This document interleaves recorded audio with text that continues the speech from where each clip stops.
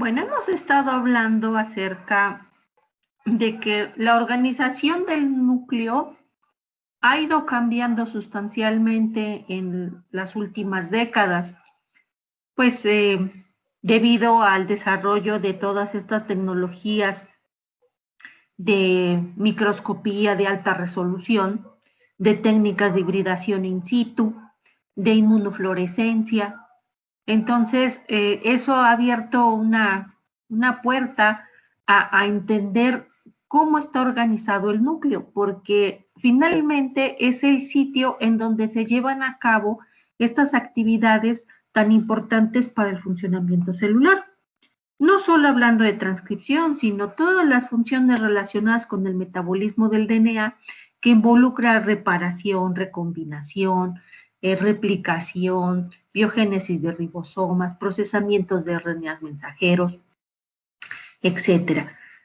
Entonces, pues gracias a estas tecnologías también de tinción, pues se empezó a descubrir que realmente la organización del núcleo tiene una gran relevancia.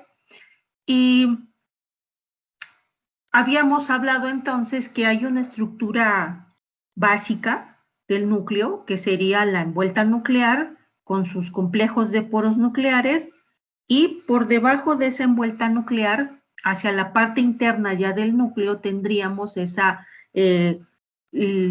lámina fibrilar que formaría una especie de redecilla que le va a dar soporte y forma al núcleo, que se le llama lámina nuclear, y que hacia el interior del núcleo tenemos también una red tridimensional de fibras proteicas que constituyen un esqueleto que en este caso se va a llamar matriz nuclear, y sobre la cual la cromatina va a poder organizarse formando este tipo de asas para poderse irse empaquetando en un sitio específico que se le va a conocer como territorio cromosómico.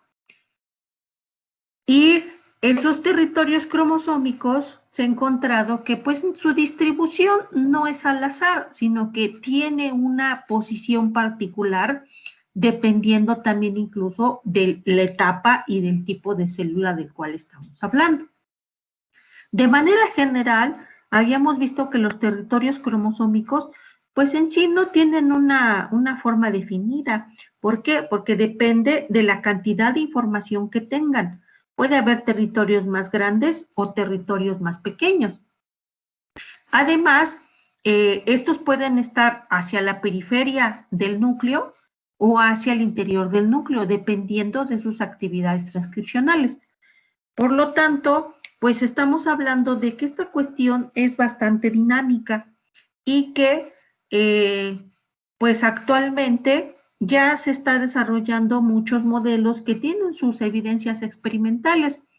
Sin embargo, aún sigue todavía generándose investigación y resultados que contribuyen o no a estas cuestiones. Por ejemplo, hablábamos de las fábricas de transcripción, que son los sitios o los microambientes nucleares enriquecidos con RNAs polimerasas 2, con activadores, factores generales de la transcripción, con remodeladores de cromatina, con coactivadores, que en este caso, por ejemplo, podrían ser las acetiltransferasas de histonas, etcétera.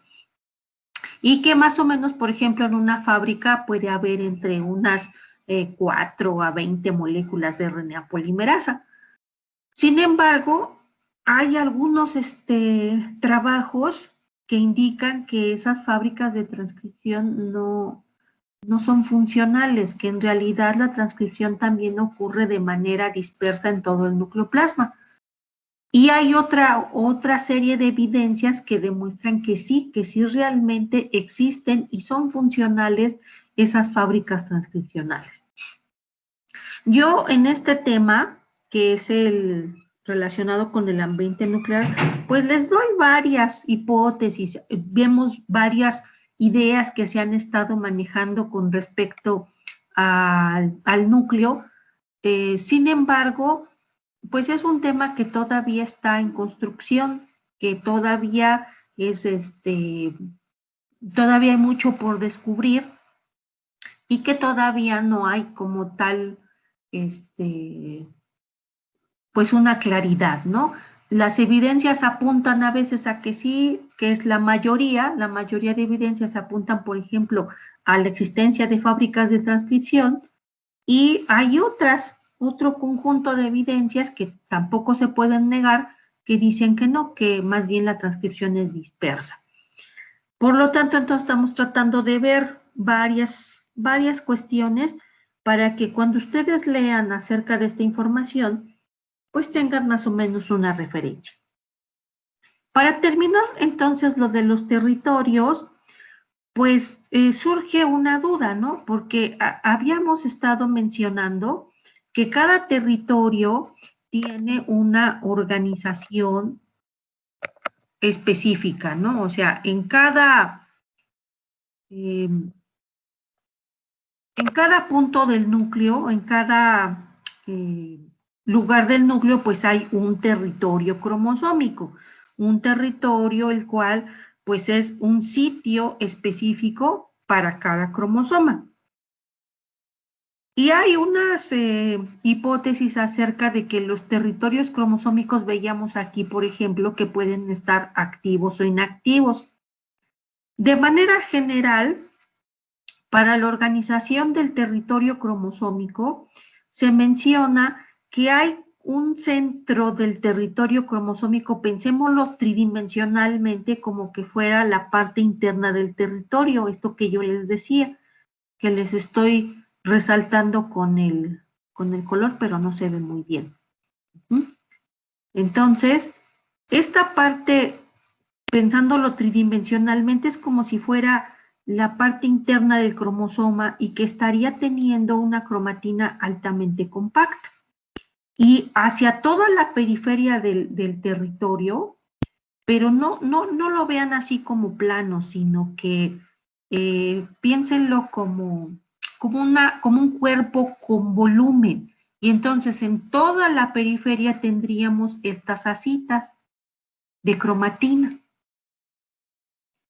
Y pensando en lo que hemos estado hablando de las cuestiones epigenéticas, entonces es lógico pensar que aquí hacia el interior del territorio cromosómico que está la cromatina más condensada, estaríamos pensando que esto no se transcribiría y que todas esas asas que están así alargadas serían fibras que potencialmente se pueden estar transcribiendo. ¿Ok?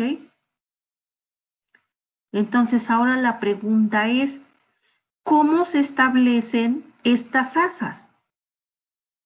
¿Qué mecanismos existen para que haya esta formación de asas en la periferia del territorio cromosómico?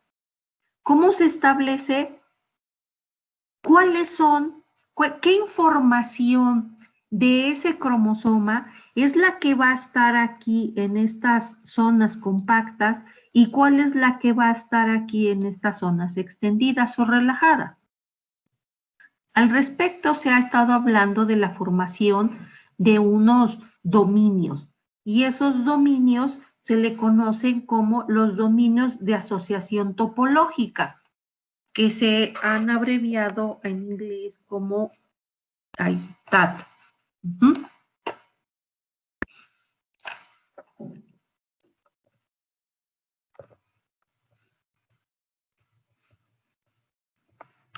Entonces son dominios de asociación topológica.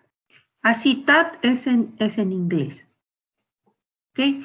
Esos dominios son estos precisamente dominios de asociación topológica y que tienen que ver con la cuestión de estos modelos que ya habíamos visto, estos por ejemplo, en el cual se estarían formando dominios de asociación topológica en el cual pueden converger asas de diferentes territorios cromosómicos y podrían estar asociados, por lo tanto, topológicamente, en un espacio en particular. De tal manera que entonces estos dominios de asociación topológica están prácticamente conservado. O sea, hablando evolutivamente, el material genético en los núcleos de las células eucariotas está así, está organizado por estos dominios de asociación topológica. Pero entonces la pregunta sería, bueno, ¿pero quién determina quiénes son estas asas que van a estar formando estos dominios de asociación topológica? ¿Qué es lo que va a permitir el establecimiento de esas asas? ¿Cuáles son? ¿Qué genes van a estar ahí? Se ha llegado a una hipótesis en la cual se dice que estos dominios son formados a través de un mecanismo que se le conoce como el mecanismo de extrusión de asa, en la cual hay una parte motora, la cual de proteínas como por ejemplo las coecinas, que son, se le dice que tienen como una forma de esposas, en las cuales se unen al DNA, a la cromatina, aquí así por ejemplo, estas serían las fibras de coecina, y entonces a través de ella se va a hacer la extrusión de la asa, va a pasar por aquí la cromatina y va a pasar por esta asa, por estos anillos de coecina. ¿Y hasta dónde se va a detener esta extrusión de asa? Bueno, pues resulta que ya en términos de secuencias genómicas, de dominios genómicos, hay unas secuencias que se les conoce como aisladores. Ahí sí son secuencias de DNA. Entonces imaginen que todo esto es un cromosoma, ¿sí? Bueno, lo voy a dibujar de otro color para que quede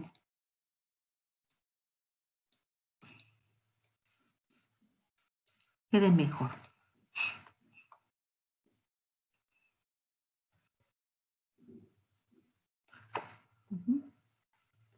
Pensando que esto es todo un cromosoma. Aquí hay muchos genes, esta es una gran cantidad de información. No es que sea un gen nada más, sino son muchísimos genes, contiene una gran cantidad de información. Entonces, hay para el establecimiento de dominios cromosómicos o de zonas de cromatina, existen unas secuencias que se le llaman aisladores.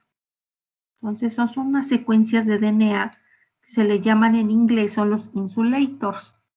No sé si recuerden cuando veíamos el control transcripcional a nivel secuencia, que dentro de los elementos distales hablábamos de los potenciadores, de los silenciadores, y les mencioné que había unos elementos distales que eran especiales, porque no es que fueran uno por gen, sino que ya son secuencias de DNA que están controlando cuestiones ya a nivel cromosómico.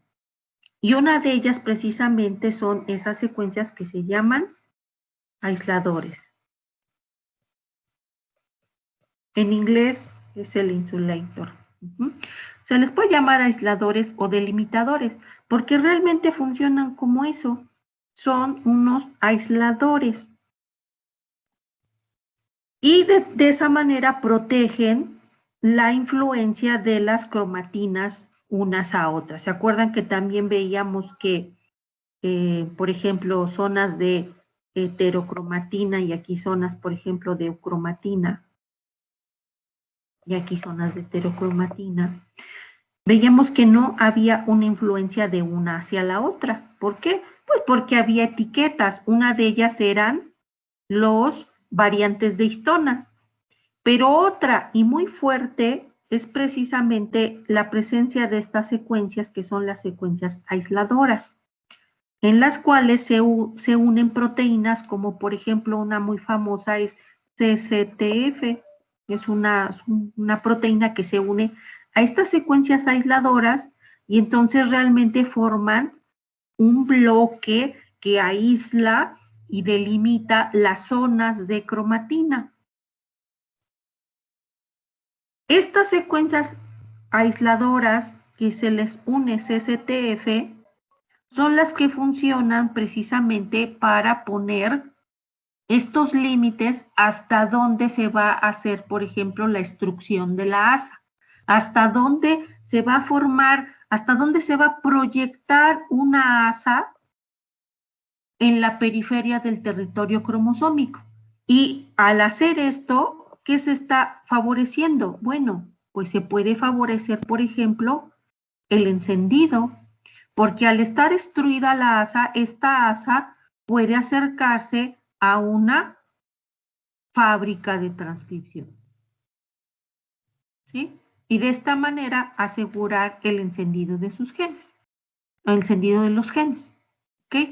Entonces, para comprender un poquito cómo funciona esto de la extrusión de la asa, les puse unos videos en su plataforma. Entonces, vamos a ver uno.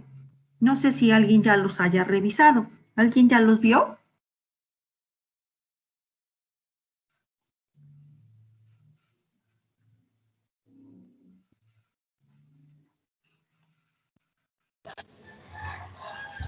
No, profe, yo no. ¿No los han visto? ¿Nadie los ha visto? Bueno, No, profe, todavía no. les recomiendo que los vean. Ahorita vamos a reproducir uno.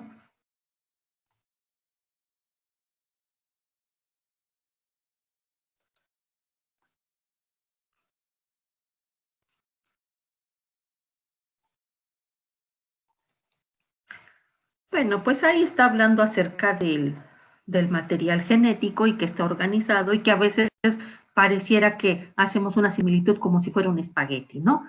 Sin embargo, pues como les decía, en los territorios cromosómicos se ha postulado esa cuestión de que la parte interna está altamente compactada y la periferia tiene estas asas. Y la pregunta era, bueno, ¿cómo se establecen esas asas? ¿Cómo la proyección de esas asas trae como consecuencia el establecimiento de esos TATs que yo les decía, que son los dominios de asociación topológica? Ahora la pregunta es, ¿cómo se establecen esos dominios si están conservados evolutivamente? Eso significa que esa organización a través de esos TATs pues es algo relevante, es algo que tiene importancia funcional, porque si no, no estuviera conservado de manera evolutiva. Por lo tanto, la investigación ha llevado a la generación de estos modelos en los cuales se les conoce como el modelo de la extrusión de asa. Y aquí tenemos estos anillos de la proteína coesina que pareciera que son como unas esposas, por donde las fibras de cromatina van a pasar y se van a detener en cuanto se pase una secuencia esta aisladora que tiene las proteínas estas CCTF.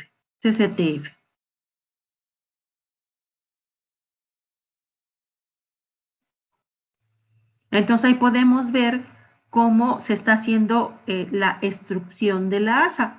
Obviamente, movilizar estas cuestiones, aquí pareciera que se mueve así por acción mágica, ¿no? Pero en realidad no. En realidad lo que se ha encontrado es que este DNA no nada más es la coesina, sino que también este DNA puede ser movilizado a través de proteínas motoras, como puede ser la miosina. Ustedes saben, en las cuestiones de la contracción muscular tenemos proteínas motoras y se ha demostrado que hay miosinas en el núcleo y que estos podrían funcionar como motores moleculares para poder hacer la movilización de estos DNA.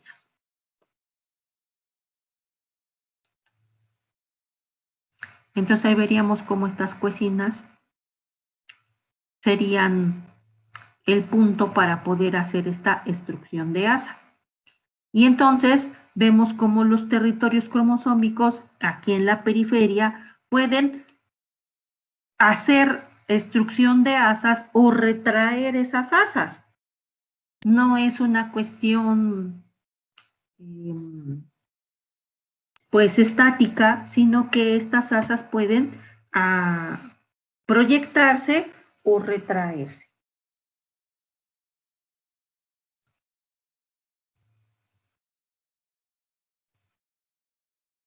Y entonces veríamos que en el territorio cromosómico tendríamos esa cuestión que yo les decía, una parte interna más compactada y una parte a la periferia de todo el territorio pensado de manera tridimensional con esta instrucción de asas. Y si eso lo proyectamos hacia todos los territorios, entonces tendríamos que los territorios están compartiendo espacio, que es el núcleo, cada uno en su propio territorio, pero podrían tener esta formación de dominios de asociación topológica, que serían estos. Esto podría ser un dominio de asociación topológica. Miren, todo esto que está rodeado, pues sería en donde hay un punto de convergencia de diferentes asas, de diferentes territorios, que podrían estar teniendo una cuestión funcional. ¿Cuál sería esta cuestión funcional de los TATs? Pues relacionarlos con la activación transcripcional, ¿sí? Pero como les decía yo al principio de la clase, hay evidencias que han mostrado que hay una independencia de la activación transcripcional con respecto a los TATs. Hay ciertos trabajos que han demostrado eso. Entonces, como que ya queda un poco en que todavía falta mucho más investigación, aunque este modelo de instrucción de asa y formación de los TATs tiene una gran aceptación. Por lo tanto, estas moléculas de cuecina lo que harían es ir escaneando el territorio cromosómico para poder ir haciendo las instrucciones de asas que sean necesarias. ¿Sí? Vamos a ver otro.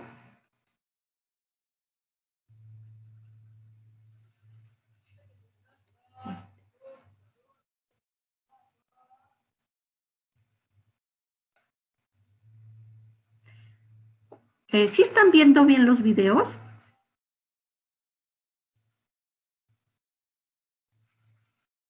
Sí, profe, sí se ve Sí, bien. profe. Ah, ok. No les pongo audio porque no se escucha, pero pues yo se lo estoy explicando. ¿Ok? Este es otro video para explicar cómo se hace la instrucción de asas en la periferia de los territorios cromosómicos.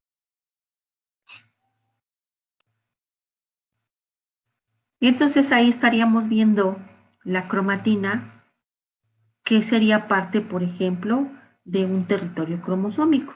Y aquí veríamos cómo se iniciaría una instrucción de asa. Este movimiento de estas fibras de cromatina, vuelvo a insistir, sería mediado por proteínas con actividad motora. Ahora aquí lo interesante es ver hasta dónde se va a detener, hasta dónde se va a hacer. Ah, pues aquí está lo que les decía yo de estas proteínas TF, que se unen a unas regiones de DNA que se le conocen como silenciadores, aisladores, perdón. Entonces, cuando se llega a esas señales, ahí ya para la instrucción. Tiene que tener una dirección para que puedan detenerse. Entonces, aquí ya tendríamos el establecimiento de un TAT. Esto facilitaría entonces determinar hasta dónde se hace la instrucción, hasta dónde se va a detener, porque seguramente aquí están ordenados o están presentes en este dominio, pues genes que necesiten, por ejemplo, activación transcripcional. Y si ya no se necesita la activación transcripcional, pues veríamos una retracción de la asa, también pensando en cuestiones dinámicas.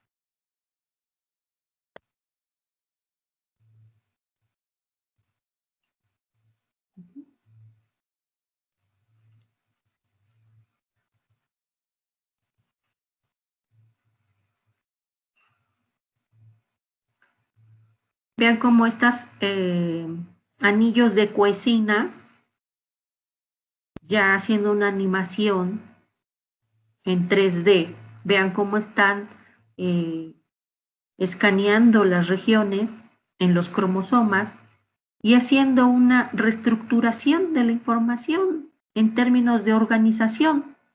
Podrían estar extruyendo asas o están retrayendo asas, y vean cómo la topología y la forma del territorio cromosómico pudiera reestructurarse dependiendo de las condiciones. Ahí podemos ver como unas asas completamente se proyectan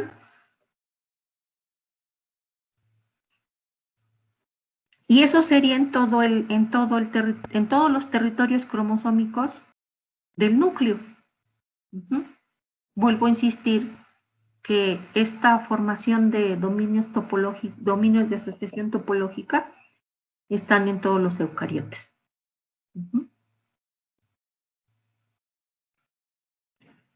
¿Cuál es el objetivo de esto? El objetivo es que ustedes puedan imaginarse, puedan pensar que el control transcripcional es más allá de lo que siempre estamos acostumbrados a ver y de que la proteína fulanita se pegó a la secuencia potenciadora.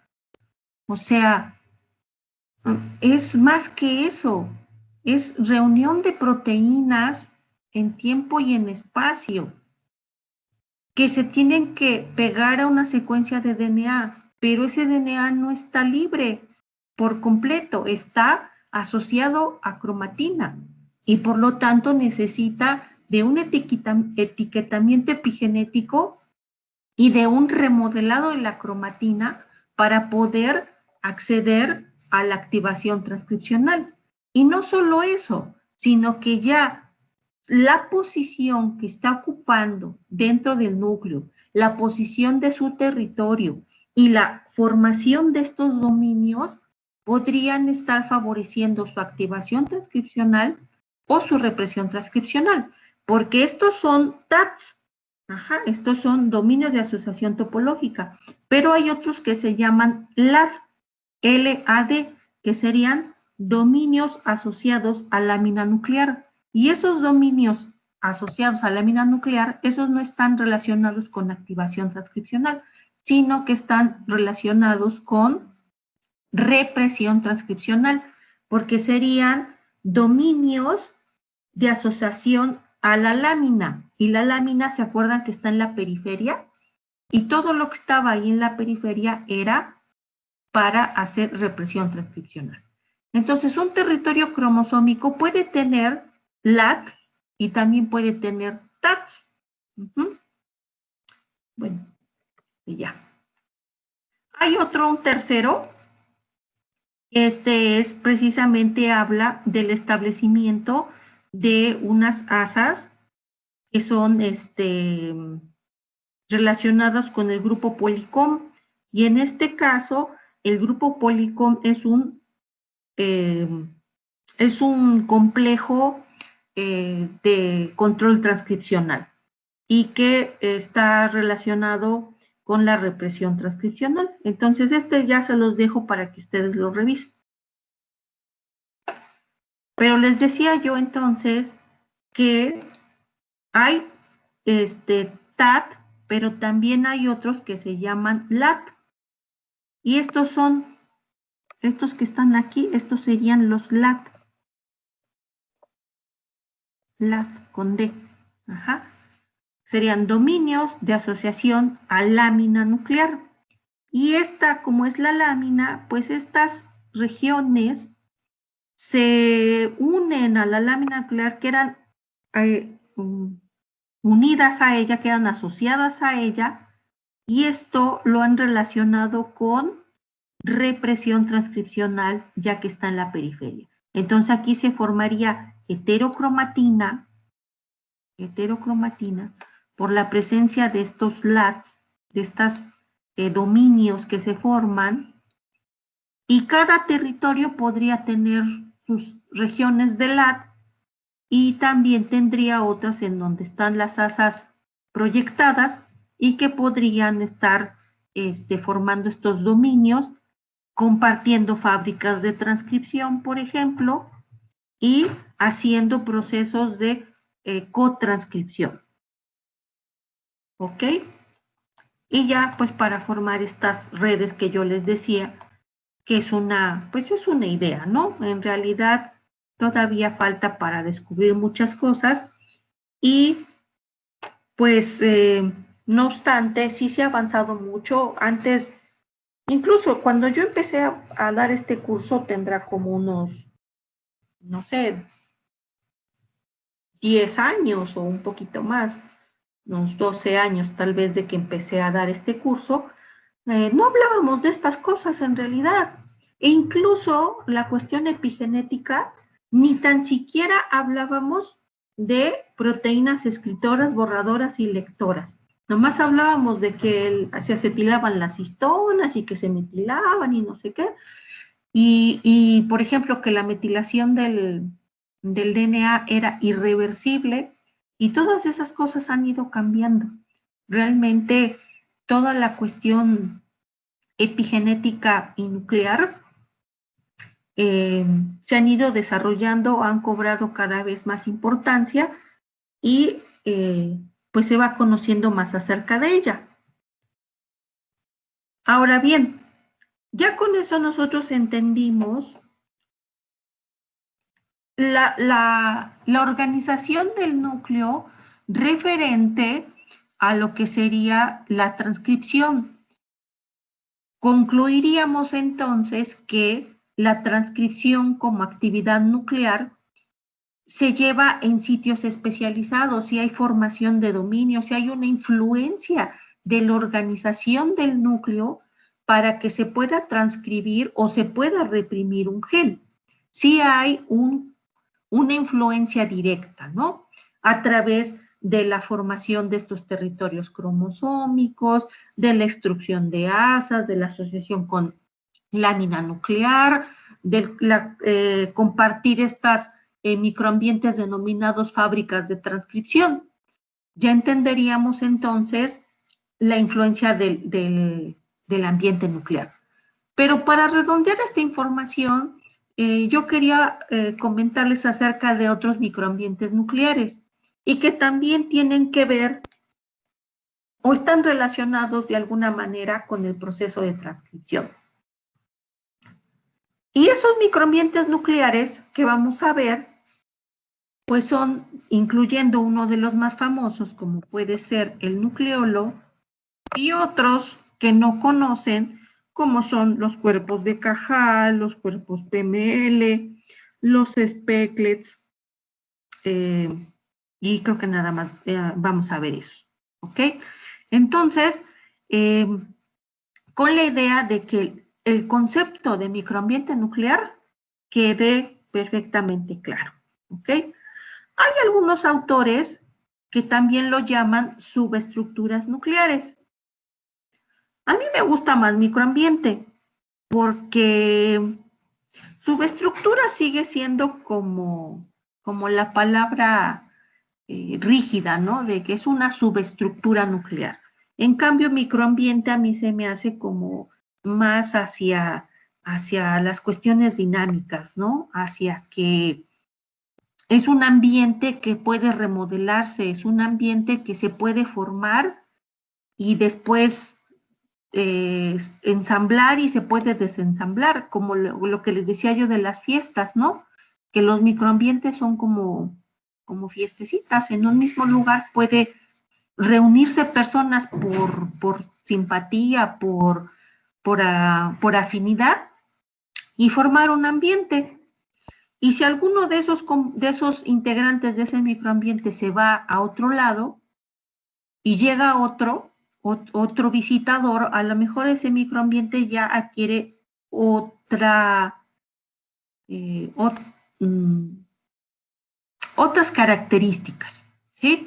Más o menos así funcionarían estos microambientes nucleares, que son sitios dinámicos que se ensamblan, se desensamblan, que llegan proteínas visitadoras pueden llegar, hacen algo y se van, o pueden estar proteínas establemente ahí unidas para dar origen y formación al microambiente.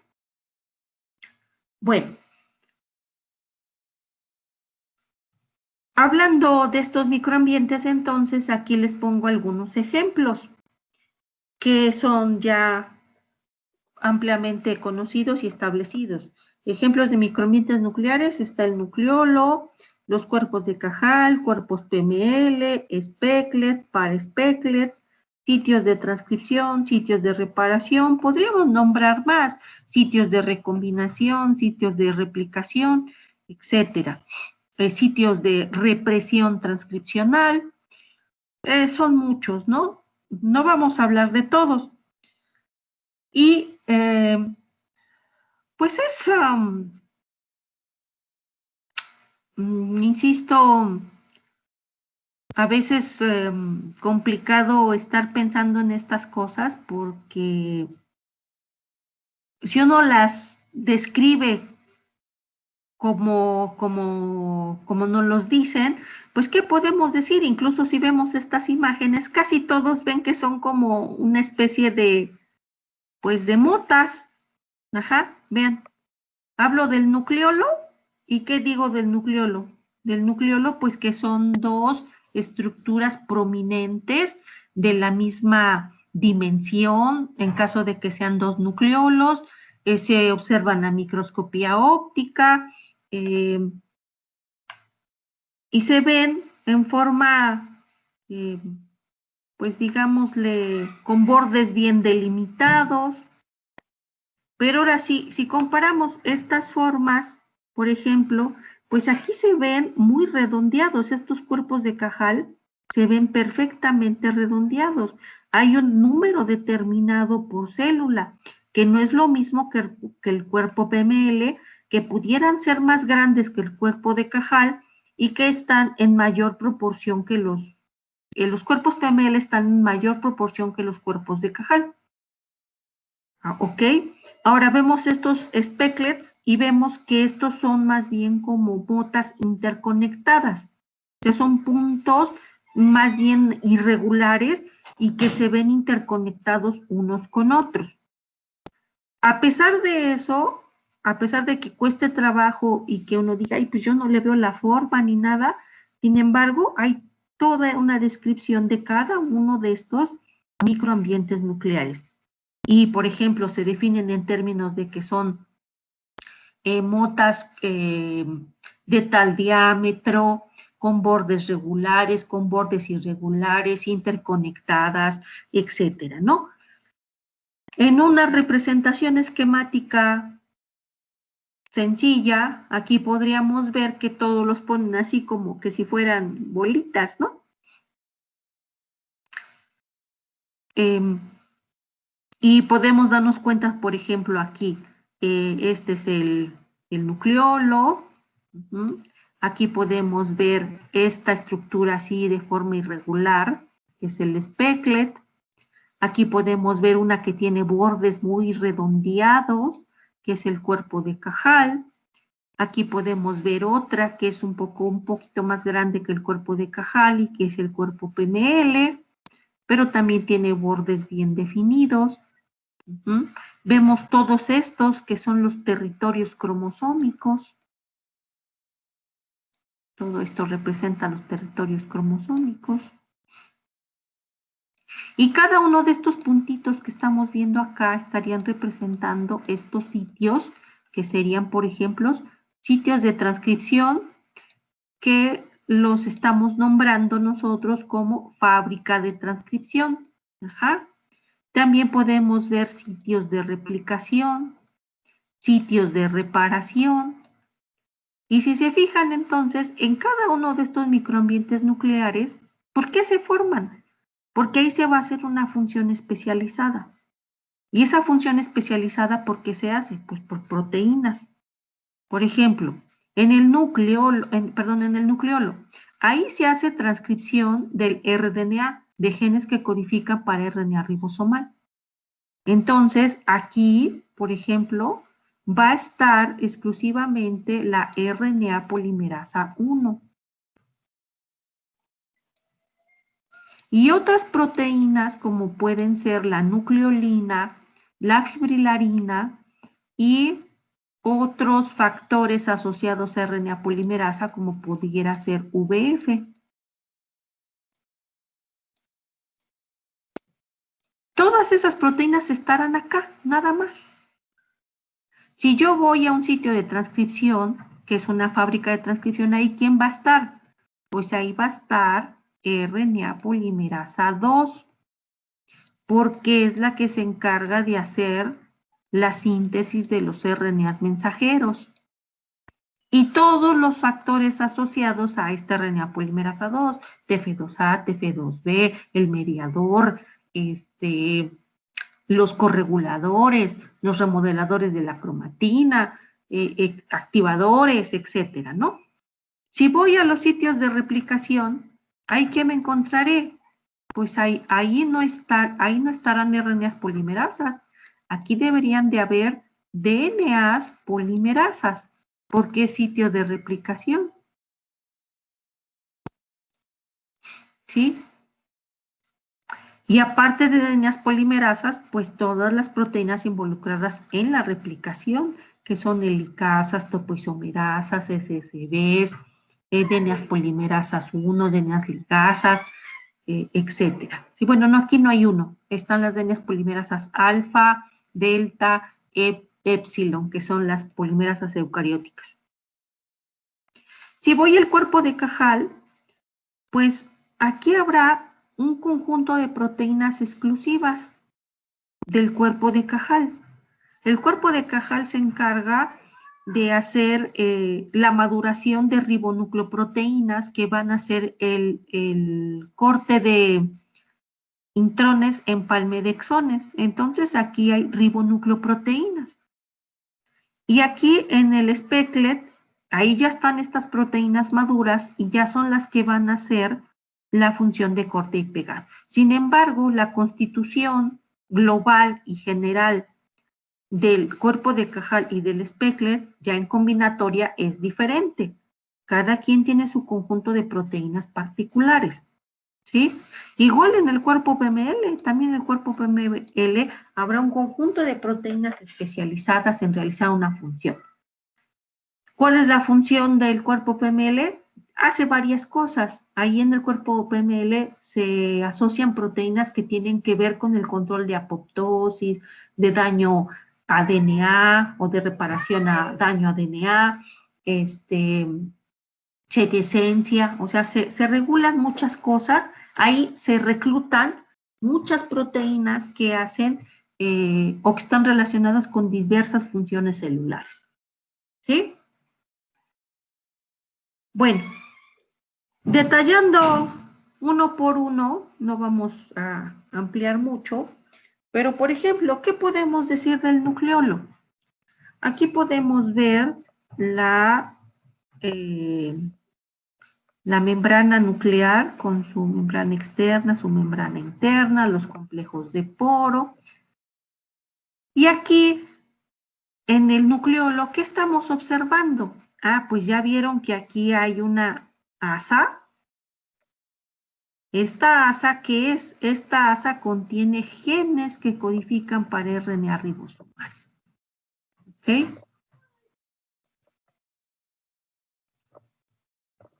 Entonces aquí vemos una asa que proviene pues, de un territorio cromosómico. Y nomás vemos una, ¿sí?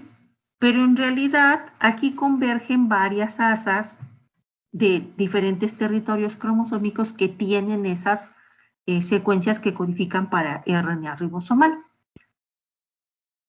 Convergen esas asas y a esas asas se le asocian muchas proteínas nucleolares y es bien compleja la estructuración del nucleolo porque tiene un centro que, bueno, tiene tres capas proteicas y de asociaciones entre ellas en donde se hacen diferentes funciones. Por ejemplo, la parte más interna del nucleolo es el sitio de transcripción activa. ¿Sí? Ahí se va a llevar a cabo la transcripción. Ahí va a estar la RNA polimerasa 1. Luego, más hacia afuera del nucleolo, aquí ya está, por ejemplo, el ensamblado de las proteínas ribosomales con los RNA ribosomales para dar origen a las subunidades pequeñas y a las subunidades grandes, las cuales van a ser transportadas por el complejo de poro nuclear hacia el citoplasma para ya poder hacer el proceso de traducción. ¿Sí? Esto es un microambiente. ¿Hay alguna membrana que compartimentalice al nucleolo y que lo separe del resto del núcleo? No, el núcleo es el que está compartimentalizado.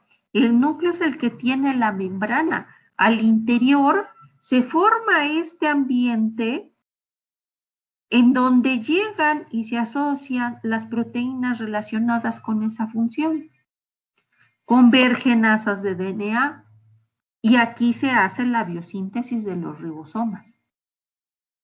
Es formar un ambiente y es dinámico, sí, porque recuerden que cuando la célula se va a dividir, el material genético se compacta y si el material genético se compacta, estas asas se tienen que retraer y entonces compactar todo el material genético y eso involucraría un desensamblaje del nucleolo. Muchos libros así como de texto dicen que una evidencia de que la célula ha entrado en división celular es porque el nucleolo desaparece. Pues yo no diría que desaparece, porque desaparecer es que ahora está, ahora no está, y todos los componentes, quién sabe dónde se fueron. Eso no sucede. Lo que sucede es que se desensambla. Todas estas proteínas que estaban constituyendo al nucleolo, bueno, fueron redistribuidas. Se desensambló y cuando termina la división celular y la célula entra en interfase, dicen también los libros de texto, el nucleolo reaparece. No, no reaparece. El nucleolo se reensambla porque los componentes ahí estaban. Los genes ahí estaban, nada más que estaban compactos y ya en etapa de interfase se volvió a desempaquetar la información y volvió entonces a reestructurarse un nucleolo. Explicando esto, pues nos vamos dando cuenta de las cuestiones generales y particulares de los microambientes. Y nos estamos dando cuenta entonces cómo funciona el interior celular. ¿Vamos bien hasta acá?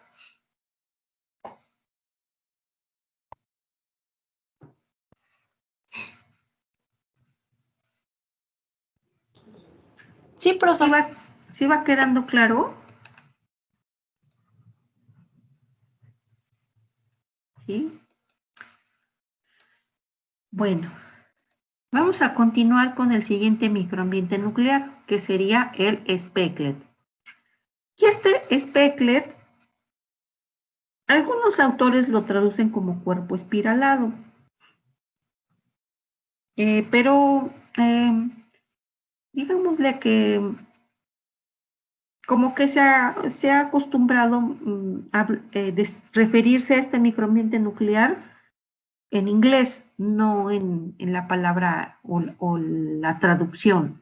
Entonces, pues el specklet es un microambiente nuclear que se ve, si uno hiciera la inmunocitoquímica para teñir al specklet, así se ven. ¿Se parecen al nucleolo? Los nucleolos, ¿cómo se veían? Los nucleolos se ven así. Son dos estructuras, de una a dos estructuras prominentes, de bordes definidos y de tamaños particulares. Ahora, comparémoslo con un specklet.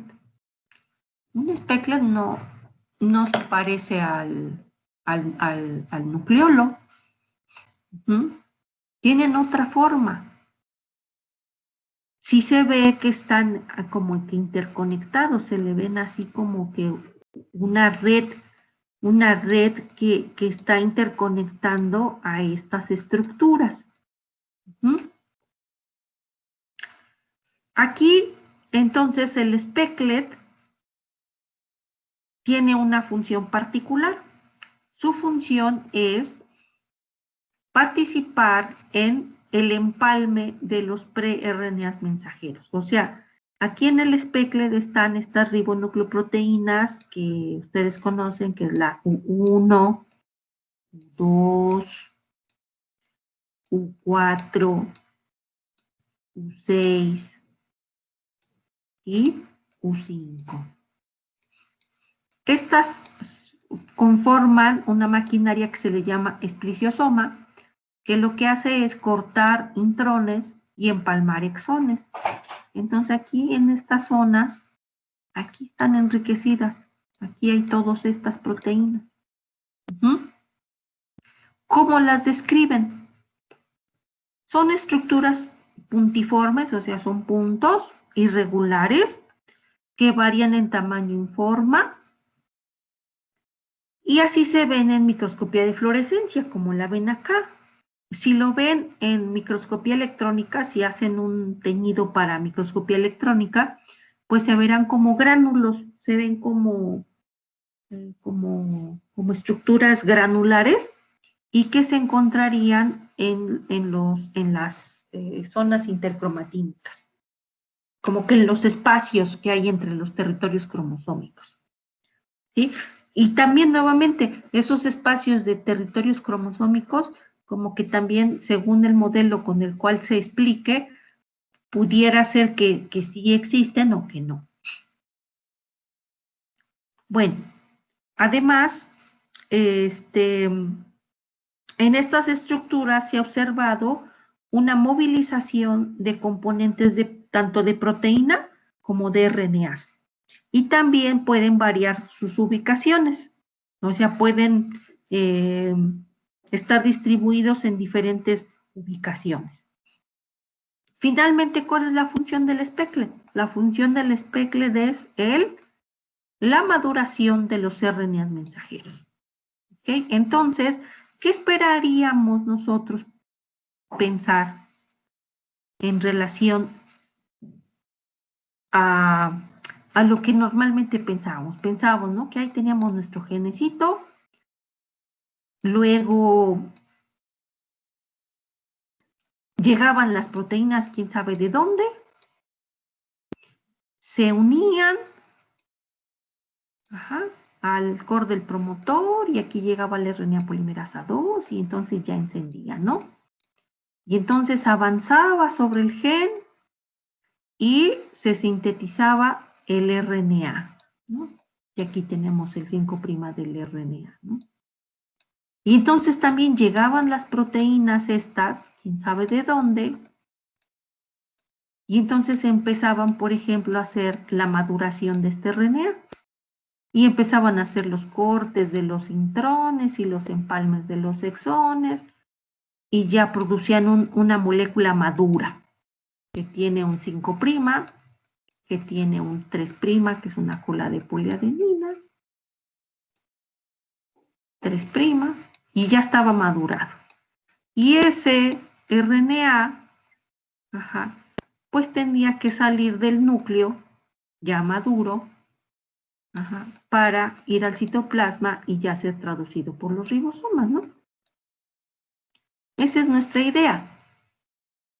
Sin embargo, pues eso está muy bien para un gen. Eso lo explicaríamos perfectamente para un gen. Pero el gen está así de manera independiente. Hay 30,000 genes en el genoma humano. En cada gen va a estar sucediendo esto. En cada gen y cada RNA que se va a producir va a estar así siendo procesado.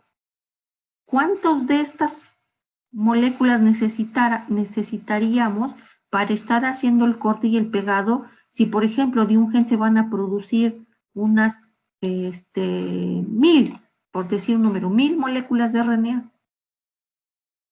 Y eso piensen en un gen. Ahora piensen en 30.000 genes, de los cuales, bueno, no todos se van a transcribir, pero pues sí una proporción de ellos. Ahora entonces, ¿cómo deberíamos de pensarlo? Deberíamos de pensarlo entonces de otra manera. Si lo pensamos en el ambiente nuclear, ¿cómo lo pensaríamos entonces? ¿Cómo nos imaginaríamos que esto está sucediendo?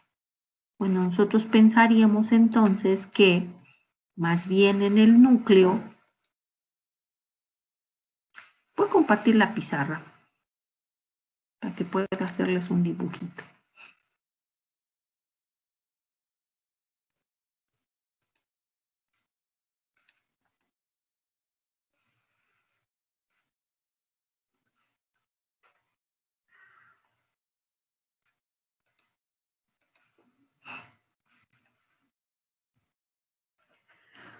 Entonces uno estaría pensando más bien que las cosas fueran así, ¿no?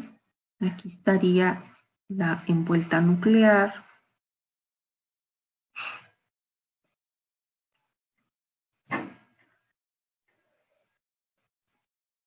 Aquí estarían los complejos de poro nuclear. Uy.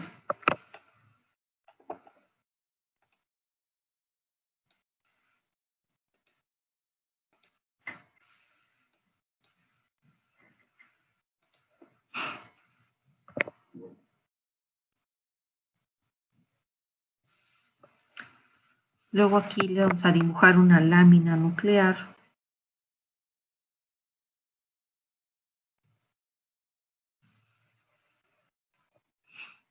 Y entonces estaríamos pensando que aquí estarían los territorios cromosómicos, ¿no? Por ejemplo, y aquí está esta parte un poco más compacta, y aquí veríamos estas asas que están siendo extruidas, y aquí vendríamos otras que serían las LATs,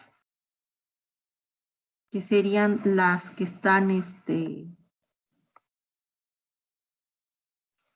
asociadas a lámina nuclear, ¿no? Y por aquí también veríamos otro territorio cromosómico. Y aquí también veríamos estas regiones LATs. Y aquí también veríamos otras asas que están aquí extruidas. Y entonces aquí veríamos, por ejemplo, una fábrica de transcripción.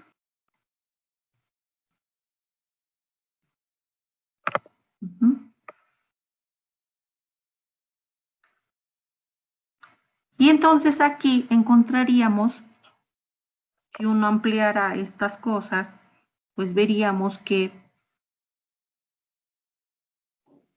aquí estarían las asas, aquí estarían estas coecinas, aquí estaría la fábrica de transcripción. Y entonces aquí ya estarían las RNAs polimerasas, los activadores que estarían haciendo el proceso de activación de los genes y haciendo un proceso de cotranscripción. Obviamente, recuerden que estas asas pues también ya tienen sus etiquetas epigenéticas, tienen sus histonas modificadas, tienen los DNAs no están metilados, etcétera, ¿no? O sea, estas asas son fibras de cromatina que por lo tanto implica un etiquetamiento epigenético. Y ya se están produciendo los RNAs, ¿no? Están produciéndose aquí los RNAs, ya están aquí los RNAs. Entonces, ¿qué esperaríamos? Que cerca de estas fábricas de transcripción, por ejemplo, estuvieran también specklets. Y estos RNAs que salen de acá, pues se dirigen hacia los specklets. Y aquí encuentran su microambiente para procesamiento. ¿Sí? Y una vez que ya son procesados, incluso se ha observado, por ejemplo, aquí estaría un specklet. Aquí ya se procesa. Estos RNAs llegan acá, aquí se procesa Y estos speckles se ha visto que pudieran estar conectados como hacia los complejos de poro por estos túneles de intercromatina. Entonces estos RNAs ya salir hacia el citoplasma para poder entonces iniciar un proceso de síntesis de proteína. ¿Sí? Tendríamos, por lo tanto, que estas actividades no es tanto que se estén haciendo de manera individual y que en cada gen se tenga un ensamblado de maquinaria transcripcional y que en cada RNA un ensamblado de ribonucleoproteínas para procesarlo, sino más bien que se haga en compartimentos especializados. ¿Sí? Vuelvo a insistir, hay evidencias que dicen que así. A mí me gusta así, de hecho, como que se me hace más eficiente. Sin embargo, hay evidencias experimentales que demuestran que incluso aquí, en estas zonas que yo les dije que son muy compactas, hay RNAs polimerasas. Hay RNAs polimerasas 2. ¿Eso qué significa? Que puede haber transcripción aquí adentro. Y entonces, ¿eso qué significa? Pues que a lo mejor la fábrica de transcripción no es tan necesaria. Y también se ha observado que las RNAs polimerasas también están aquí de manera pues difundida en el nucleoplasma y que no es que esté restringida su presencia en solo fábricas de transcripción.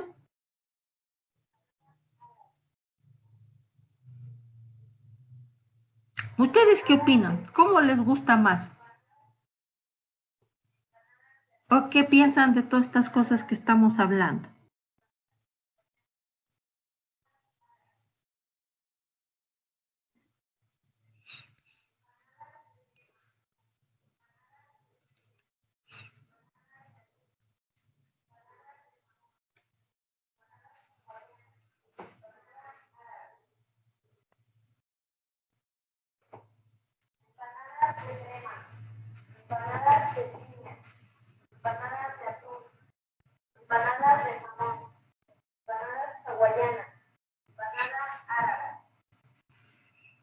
Chicos, ¿alguien que quiera participar?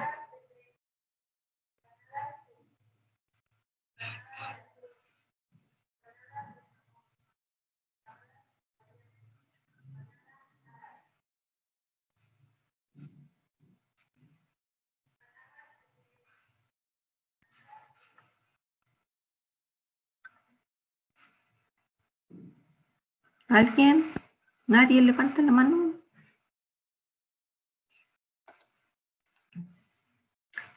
A ver, Diana, cuéntanos, ¿tú qué piensas?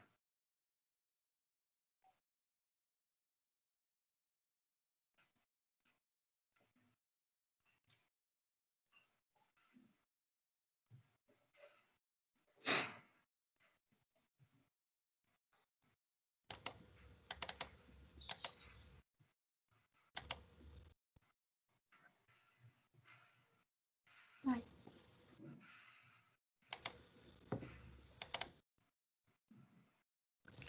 ¿Ya me escucha? Sí, Diana. Pues yo pienso que a lo mejor hay muchos mecanismos de iniciar la transcripción por si alguno llega a fallar y que no todos sean tan necesarios, sino que puede haber otras opciones de, por ejemplo, si falla uno, está como que otro mecanismo que pueda hacer que se inicie o se reprima la transcripción.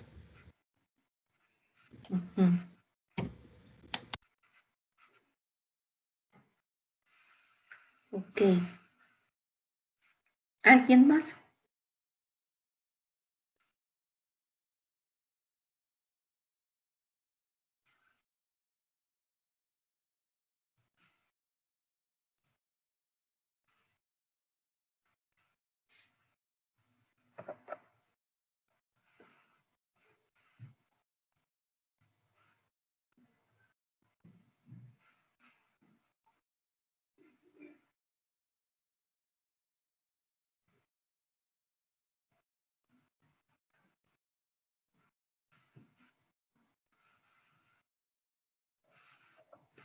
¿No? ¿Nadie más?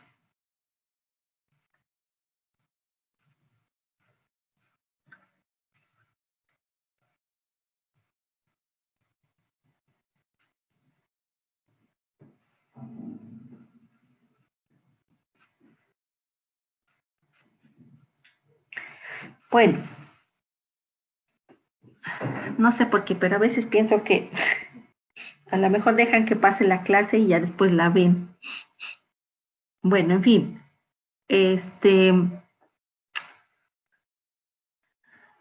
pues todavía les digo, está en mucha investigación y lo que yo pensaría, a lo mejor no sería tanto que fueran mecanismos emergentes y que si uno falla pudiera estar presente otro. Yo más bien pienso que sí hay especificidad y que puede ser que ciertas regiones cromosómicas y por la posición en la que están y por la asociación que tienen, a lo mejor sí sea necesaria transcribirlas en fábrica. Y habrá otros genes que por la posición en la que están y en la con respecto a su contexto, a lo mejor necesiten de la transcripción por una RNA polimerasa que está no asociada a una fábrica. Por ejemplo, ¿qué podríamos pensar acá? A lo mejor esta cuestión de las fábricas de transcripción a lo mejor sea muy relevante o necesaria para genes que necesiten esta cotranscripción, porque de esa manera sería muy óptimo hacer esa cotranscripción de estos genes. ¿Quiénes serían aquellos que necesitan cotranscripción? Pues aquellos que están relacionados con alguna función. Como les decía yo, todos los genes que codifican para las proteínas que hacen glicólisis. Pero a lo mejor habrá algún gen que sea de una expresión muy reducida, me refiero a que solamente se necesite nada más un poquito tiempo su expresión, y a lo mejor no es necesario que esté en una fábrica. A lo mejor es necesario que sea transcrito a través de estas RNAs polimerasas que están difundiendo. No tanto como una cuestión de emergencia de mecanismos. Ajá. A ver, Jaime, ¿querías comentar algo? Sí. Entonces, podría ser que estas fábricas de ARN polimerasa, no sé, me lo imagino como los sitios transcripcionales, pues los cuales siempre están como transcribiendo y, por ejemplo, cuando hay un proceso de, no sé, de desmetilización del ADN o de relajación de histonas, de genes que no necesitan estar activados, pero se activaron, es cuando estas ARN polimerasas que andan libres llegan a ese sitio de unión. Ok. Es que ahí involucraría entonces, por lo tanto, la convergencia de mecanismos, ¿no? O sea, mencionas que eran algunos genes que estaban silenciados, ¿no? Y que porque se Ujú. desmetilaron y se remodeló también su cromatina y hubo también etiquetamiento epigenético y ahora ya están activos. Habría que, habría que ver, a lo mejor, incluso para que eso se realizara, habría que ver y que monitorear esos genes, que ya se puede hacer, monitorear esos genes y ver si se relocalizan a una fábrica de transcripción. Porque ese es un mecanismo, eso es un mecanismo ya bien documentado de que esos proteínas motoras que mueven las fibras puedan hacer estas relocalizaciones, ¿no? O sea, por ejemplo, estaba una fibra así y esta fibra era activa, por ejemplo.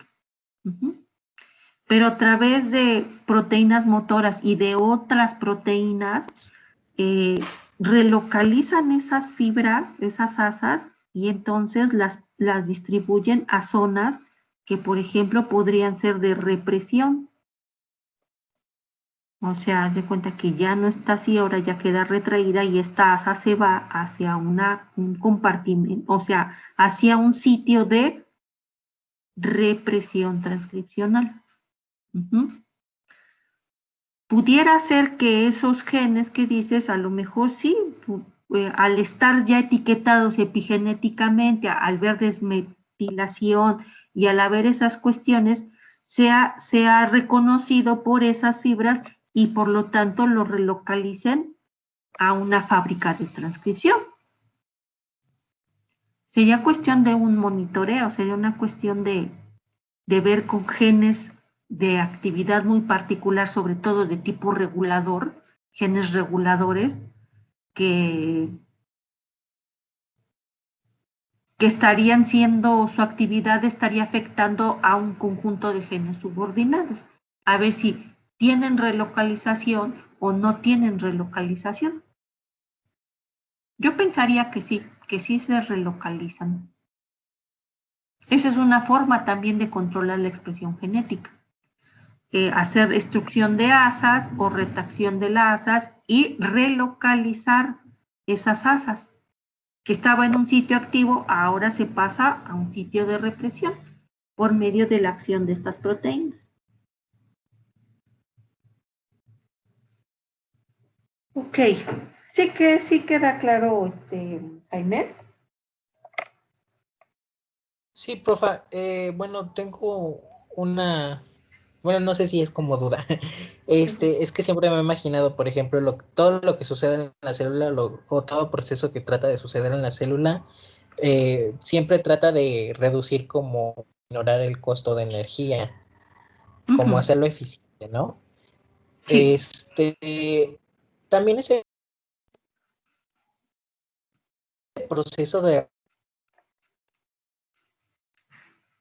reloj.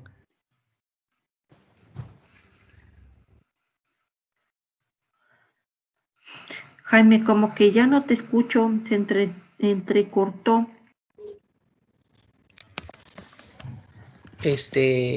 ¿Ya me escucha? Sí, me quedé hasta Bueno, que la célula hace procesos de manera eficiente y gasta poca energía. ajá, ajá. Bueno, me preguntaba eso, si ese proceso de relocalizar nuestras asas de ADN debe de tener un costo, o no. Bueno, es que yo no Claro. me lo imagino así como mencionó lo de la proteína de la miosina, me imaginé así como la fibra con las cabezas, y las cabezas tienen una función ATPasa. Sí debe de ser con consumo energético. Esas proteínas motoras tendrían que movilizar a través del consumo energético. Ujú. Sí, nada más como que me quedó ese hueco. No, sí se hace por consumo de energía. Ajá, y esa sería una forma muy eficiente de poder, por ejemplo, imagínate un gen que estaba activo y que ahora se necesita reprimir. Físicamente se tiene que remover de la fábrica de transcripción. No se puede quedar ahí. Tiene que ser relocalizado. Y ahora tendrían que reposicionar esa fibra de cromatina hacia un sitio de represión en donde va a haber enriquecimiento de factores represores. Y, por ejemplo, movilizarlo a estos dominios LAG, que podrían ser unos sitios de represión. Podrían ser. Habrá también, de manera interna, también en el territorio cromosómico, pues este establecimiento de zonas de alta compactación. Bueno, vamos a continuar con estos microambientes nucleares. Y otro, bueno, sí quedó claro el speckler, ¿verdad? Que lo que hace es procesar a las moléculas de pre-RNA mensajero, cortan intrones, empalman exones, y uno esperaría entonces encontrar asociación entre las fábricas de transcripción y los SPECLET para que pudieran estar coordinadas sus actividades, porque el producto de la transcripción son los transcriptos primarios, y de ahí eso se tienen que procesar, y quien se encargaría del procesamiento serían los SPECLETs. Bueno, otro microambiente nuclear es el cuerpo de Cajal. Y este cuerpo de Cajal, pues imagínense, se tiene datos de él desde 1903. ¿Quién los describió? ¿Quién habló de ellos? Pues Santiago Ramón y Cajal, por eso se llaman cuerpos de Cajal. De hecho, la historia de estos cuerpos de Cajal está chistosa porque con todas estas, les digo, tecnologías de la microscopía, de óptica y de confocal y todas estas cosas, pues resulta que salió un artículo publicado en donde decían unos cuerpos coloides, que habían descubierto o la presencia de unos cuerpos coloides, y les llamaron así coiled bodies, que eran cuerpos coloides, y ahí ya lo describieron y todo, y que muy bien, y sus fotografías así con muy bonitas y todo, ¿no? Pero después de un tiempo resulta que encontraron que esos cuerpos coloides ya habían sido descritos previamente. ¿Y por quién?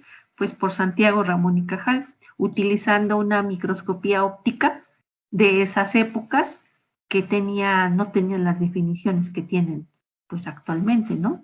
Entonces, pues ni modo, les dijeron a los autores de los cuerpos coloides que ya no se iban a llamar cuerpos coloides porque ya habían sido descritos y desde 1900, y por lo tanto, pues en honor a quien los describió primero, pues le iban a llamar cuerpos de Cajal.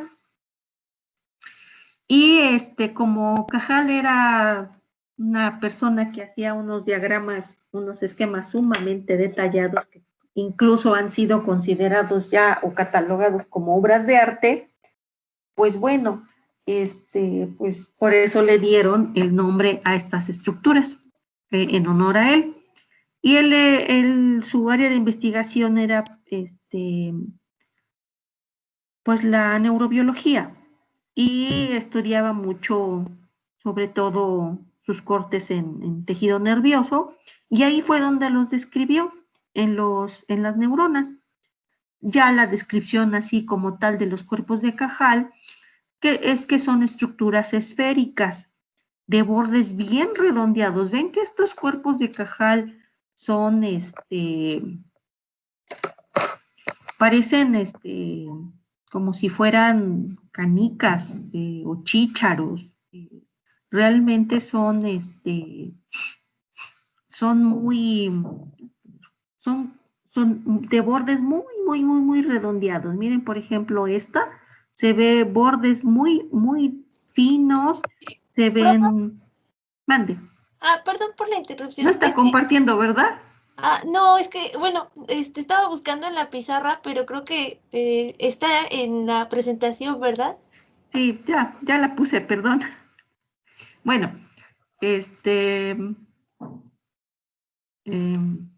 lo que les platiqué, pues no lo voy a repetir porque pues no tiene imagen en la diapositiva, ¿no? Es una historia que les conté acerca de los cuerpos de Cajal, pero les decía yo que entonces ya la descripción de ellos es que son esféricos. Aquí lo podemos ver, vean cómo es bien redondeado, con bordes bien lisos, bien definidos. Miden aproximadamente entre 0.1 a 2 micras y hay de 1 a 5 por núcleo. O sea, no son muchos, son bien poquitos estos cuerpos de Cajal. ¿Ok? Entonces sí hay una descripción anatómica de la subestructura o del microambiente. bordes bien definidos, esféricos, de tales dimensiones, y nomás hay de 1 a 5 por núcleo. Pueden variar en número y en tamaño durante el ciclo celular y en diferentes tipos de célula. No se ven en todas las células o tejidos. ¿En dónde son prominentes los cuerpos de Cajal? En células que tienen alta proliferación o tienen actividad metabólica alta, como pueden ser las neuronas. Como les decía yo, pues Cajal hacía muchos estudios en el sistema nervioso y ahí fue donde los descubrió, ahí fue donde los descubrió y describió. ¿Ok? Pues miren, aquí vemos esta cuestión del tamaño. Aquí hay uno chiquito, pero aquí se ve otros más grandecitos. Y sí, pues son 5 por célula. Por ejemplo, este tiene 4, este tiene 5. Ahora, ¿qué se hace en el cuerpo de Cajal? Bueno, en el cuerpo de Cajal es un microambiente nuclear en donde se hace maduración de ribonucleoproteínas que hacen el empalme de los RNAs. Entonces, ¿qué pensaríamos? Bueno, las ribonucleoproteínas, estas que vimos, U1, U2, U4, U5, U6, las proteínas en sí se sintetizan en el citoplasma, ¿no? Entonces, el ensamblado de esas ribonucleoproteínas se haría en el citoplasma y estas ingresarían al núcleo. ¿Estas a dónde se irían? Ya ingresando al núcleo, tendrían que irse a un cuerpo de Cajal. Tendrían que difundir y llegar hasta un cuerpo de Cajal. Ahí en este cuerpo de Cajal encontrarán el ambiente óptimo para lograr su maduración. La maduración a lo mejor tiene que ver con algunas modificaciones que pueden ser proteolíticas o modificaciones de algunos aminoácidos, etcétera, ¿no? Y entonces aquí el cuerpo de Cajal sería el microambiente enriquecido con proteínas que van a hacer la maduración de esas ribonucleoproteínas. Y una vez ese cuerpo de Cajal entonces entregaría a las ribonucleoproteínas maduras ahora al specklet. ¿Sí? De hecho, hay una hipótesis acerca de que estos cuerpos de Cajal son como una especie de carteros, los cuales andan moviéndose así en los túneles intercromatínicos y repartiendo ribonucleoproteínas maduras a los speckles que están en el núcleo. ¿Sí? Eso sería en grandes rasgos. Bueno, yo se los dibujé aquí con líneas, pero pues sería esto, ¿no? Aquí estarían las proteínas, las ribonucleoproteínas, que entrarían aquí al núcleo, se van directamente al cuerpo de Cajal, y de ahí se maduran, y luego el cuerpo de Cajal las entregaría hacia el speckle, ya maduras, para que hagan su función, que sería la del corte de intrones en Palmer exones. Pero si lo relacionamos con los otros microambientes, nuevamente para este microambiente hay una descripción de su morfología. Es esférico, mide tanto, está en tantos números, está en este tipo de células, está enriquecido con tales proteínas. En los otros microambientes que hemos dicho, pues también hemos definido, ¿no? Que si es una estructura prominente, muy visible, que si tiene tales proteínas, cuál es su función. Aquí vemos que son puntos o motas interconectadas de forma irregular, etcétera, ¿no? Son dinámicos también los cuerpos de Cajal, ¿ok? Y la última subestructura que vamos a mencionar es la de los cuerpos PML. Esta microambiente nuclear, así se ven, parecerían como cuerpos de Cajal, ¿no? Porque también se ven así como de bordes bien redondeaditos. Pero aquí, ¿cómo los vamos a diferenciar? Los vamos a diferenciar por su número. Ajá, y también por su tamaño. Dice, los cuerpos PML, ¿de qué viene PML? PML viene de,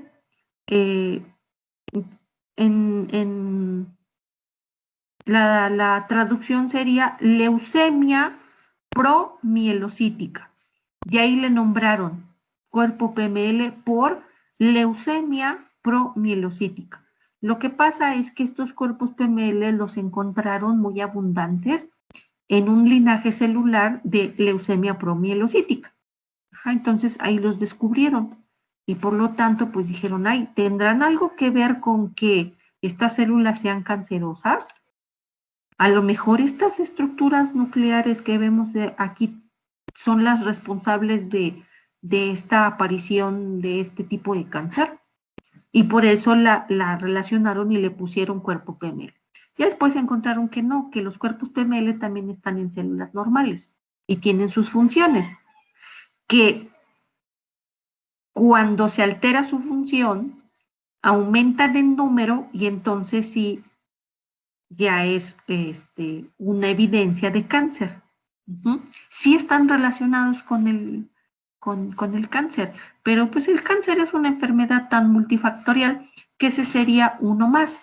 Resulta que el cuerpo PML en la célula cancerosa, por ejemplo, en esta leucemia promielocítica, el número de cuerpos PML aumenta muchísimo y eso resulta el aumento por translocaciones genéticas.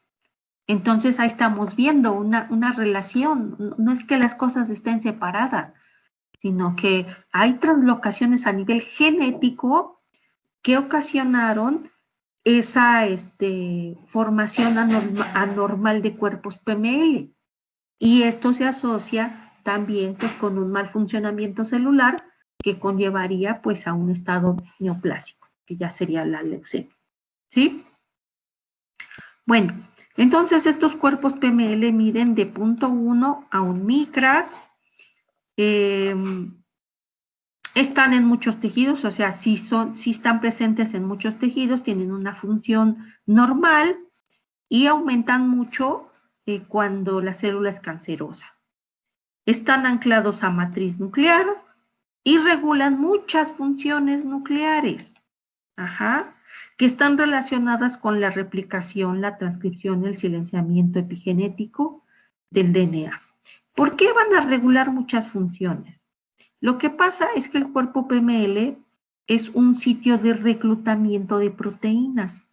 Es un microambiente en donde se reclutan y ahí se quedan como almacenadas una gran cantidad de proteínas que, por ejemplo, están controlando actividades de apoptosis, de protólisis nuclear, senescencia, regulación genética, supresión de tumor. Ahí está, miren, supresión de tumor. Aquí está la proteína famosa P53. Aquí está P53 como regulador de expresión genética. P53 es un supresor de tumor muy conocido. Respuestas a daño DNA, respuestas antivirales. Entonces, al parecer, el cuerpo PML es un sitio de reclutamiento, modificación y secuestro de proteínas. ¿A qué nos referimos con cada una de estas? De reclutamiento, porque aquí llegan y se reclutan, están concentradas, es como hacer un cuartel general, digámosle así, ¿no? Este es el cuartel en donde todas estas proteínas son los soldados, llegan y se reclutan en su cuartel general y ahí están esperando a la acción, están esperando a que las llamen a una misión. Entonces, aquí llegan, se reclutan, están ahí almacenadas, están ahí, pues algunas sufren modificaciones y por lo tanto quedan secuestradas. A eso se refiere secuestrar, que quedan ahí almacenadas hasta que son requeridas para una función. Como por ejemplo, podría ser que P53 llegue a su cuerpo PML, ahí se quede, y pues la célula recibe un estímulo, ¿no? La célula recibe un estímulo y resulta que P53 se requiere de su actividad, pero ahora en sitios fuera del cuerpo PML, que sería, por ejemplo, ir a otro lugar, como puede ser el nucleolo. A lo mejor necesita ir a un sitio de represión transcripcional. Entonces se sale del cuerpo PML, P53 se sale del cuerpo PML y difunde para asociarse con otras proteínas y hacer su función. Ya no se necesita P53, bueno, pues me regreso a mi cuerpo PML. Y ahí me quedo secuestrado. Y con eso ya se está quitando la función de P53, porque es quitarla físicamente del sitio en donde está haciendo una actividad. Y así como P53, pues así hay muchas otras que estarían participando en el control de todas estas actividades celulares. Entonces, jóvenes, pues, bueno, esta es otra imagencita de los cuerpos PML, en donde vemos esta cuestión de cómo son, que hay bastantes en las células, están en mayor número que un cuerpo de Cajal. El cuerpo de Cajal nada más eran 5, por ejemplo, ya como máximo. Y funciones nuevamente, ¿no? Funciones de los cuerpos PML y todas las proteínas que se reclutan en el cuerpo PML. Todas estas proteínas son visitadoras de los cuerpos PML, pueden estar ahí un tiempo, luego salirse, regresar, se salen, hacen una función, regresan, etcétera. O se salen del cuerpo PML y ya se van del núcleo porque ya se necesitan degradar. Entonces estamos ante una situación en la cual vemos que pues el núcleo resulta ser un organelo altamente complejo, altamente ordenado, con mucha dinámica, y entonces estaríamos viendo que más allá de nuestra estructura, que nada más la pensábamos así, que esto era un núcleo y que, bueno, si nos iba bien le poníamos una envuelta y unos complejos de poro, pues ahora resulta que no, pues el núcleo es todo esto. El núcleo, aquí podemos ver un núcleo en donde está la envuelta y la formación de todos estos microambientes, en donde tenemos que los cromosomas ocupan un lugar en el espacio conformando su territorio cromosómico, y la formación de estos microambientes en donde se hacen funciones especializadas, como por ejemplo el nucleolo, que hace la biosíntesis de los ribosomas, como los especles, en donde se hace el splicing, sitios de replicación en donde se duplica el material genético, sitios de transcripción como las fábricas de transcripción en donde se hace transcripción, y así, ¿no? Hay otros más. Estos son otros dominios, otras microambientes, pero, pues bueno, los que revisamos son estos. Y por lo tanto, entonces, tendríamos que estar pensando en todo lo que vimos ahora, irlo hilando, irlo relacionando, ir pensando. Yo vi desde la secuencia, después metí mi secuencia en un contexto de cromatina.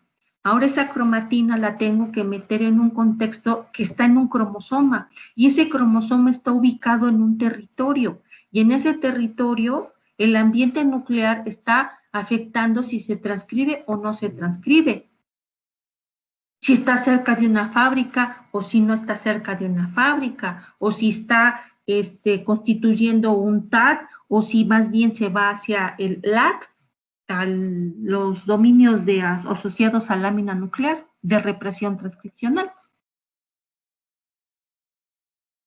De tal manera que, pues sí, realmente el control transcripcional y la función nuclear, pues resulta compleja, es todo un mundo. Así como si uno ve a la mitocondria, pues también es un mundo de cuestiones. Si uno ve el retículo endoplásmico, híjole, o el aparato de Golgi, pues a entender todos los procesos que se hacen ahí, son muchísimas proteínas involucradas, y entonces, pues ahora todo eso en relación a la célula, pues realmente es asombroso, es realmente extraordinaria la regulación, la función, las actividades que tiene que hacer una célula.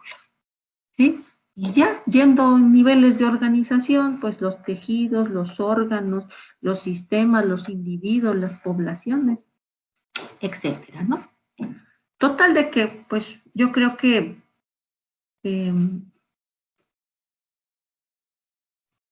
es bastante importante tener conocimiento de todas estas cosas, porque a veces no nada más es, ay, porque es el detalle más mínimo de las cosas, ¿no?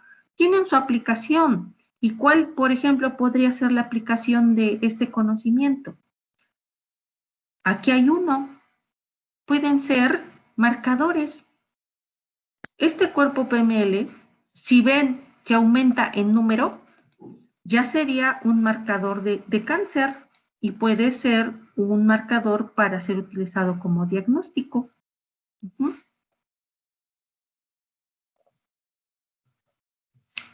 Todas estas, por ejemplo, el estudio de estas, de estos dominios de asociación topológica TAT han sido estudiados precisamente por una cuestión, utilizando esta tecnología de CRISPR-Cas, que está ahorita muy de moda. Entonces, pues resulta que tiene también aplicaciones biotecnológicas, ¿no? A lo mejor a través de estas metodologías de CRISPR-Cas uno podría hacer procesos de edición de ADN y entonces nuevamente tal vez reordenar las transcripciones genéticas de personas con alguna patología.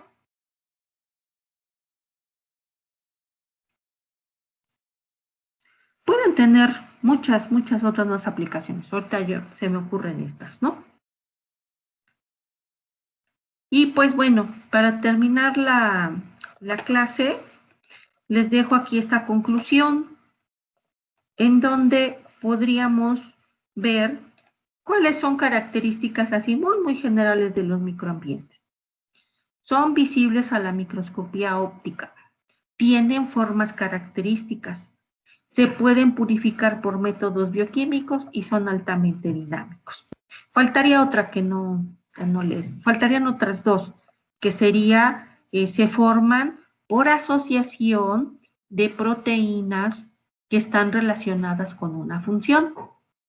Y la última, pues, es que hacen funciones especializadas. ¿Vale? Y pues con esto terminamos esta tercera unidad. De hecho, ya llevamos de todo el programa, ya llevamos, yo diría, un 70%, bueno, un 65%. El siguiente unidad es las vías de señalización. Ese ya no va a estar tan complejo porque ustedes ya conocen, ya saben de la comunicación celular, ya saben de los receptores acoplados a proteínas G, ya saben de los canales de calcio, de sodio, ya saben de las vías de señalización en sí, las señales de transducción. Entonces, es hablar la influencia de esas vías de señalización en el control de la expresión genética, que eso es a lo que no les hablan en otras materias. Entonces, vamos a abordar eso y pues van a ser alrededor de unas 4 clases y luego ya iríamos a la parte aplicada del curso, que sería ver algunas técnicas y hacer unas clases de bioinformática. Entonces, pues sí, ya realmente avanzamos mucho en el curso. Estas 3 primeras unidades son las más extensas y las otras 2 que faltan son más compactas. ¿Tienen alguna duda?